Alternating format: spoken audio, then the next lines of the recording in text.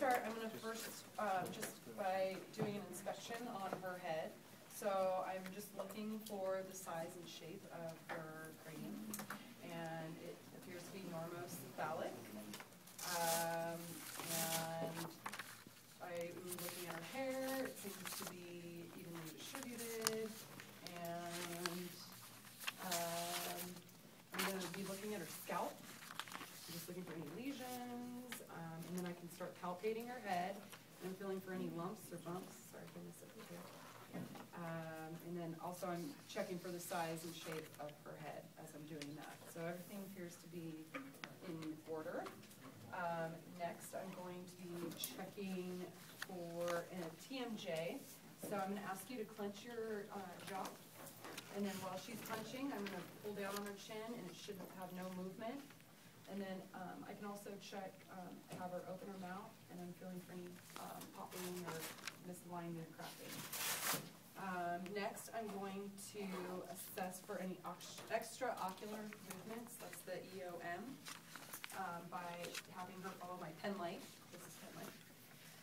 Okay, so I'm going to start by asking you, don't move your head, just follow my pen light with your eyes, okay?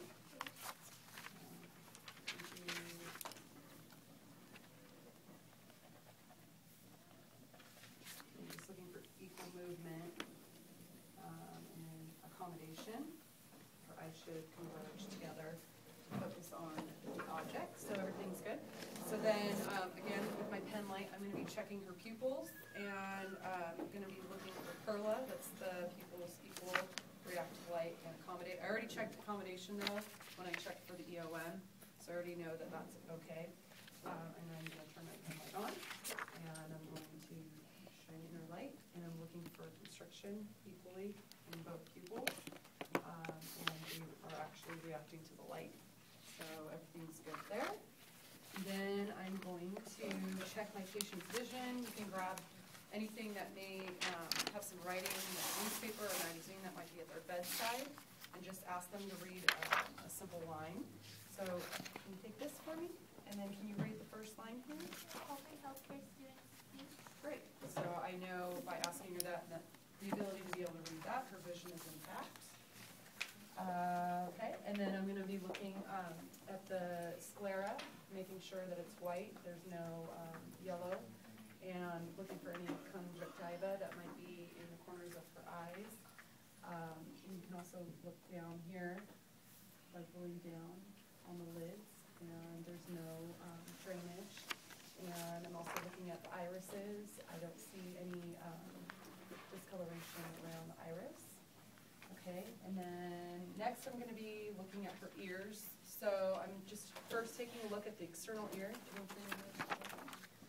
And then I'm just going to take a look, and you can use your pen light too to check to see if you see any wax buildup. Are there any drainage coming out, any lesions on the ears, moles, anything like that. And then I'm going to look behind the ear. I'm looking to see if there's any skin erosion from the O2 tubing, or if they're wearing eyeglasses. So everything looks okay there. And then I'm going to check the nose, and I'm looking for symmetry. And I'm going to look and see if there's any obstructions in the nostrils. I don't notice any.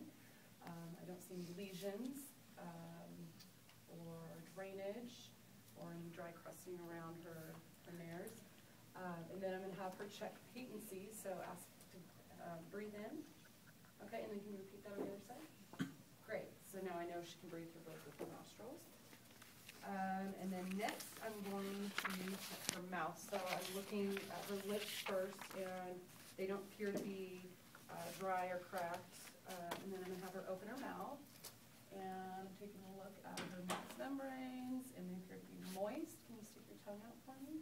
Tongue is moist. Okay. And then I'm going to look, open your mouth again. I'm just looking at the gums. They're pink and moist. The teeth are all aligned, and they are not discolored. And then I'm going to check for the gag reflex. I have my tongue depressor now. And you're not really going to gag your partner. That's what you say you're going to do. And then I'm also going to press down on her tongue by depressing it and asking my patient to say ah. And I'm looking for the uvula in the back to rise. And then I think that covers pretty much everything. I think that was it. It's as easy as that. So that's your head, eyes, ears, nose.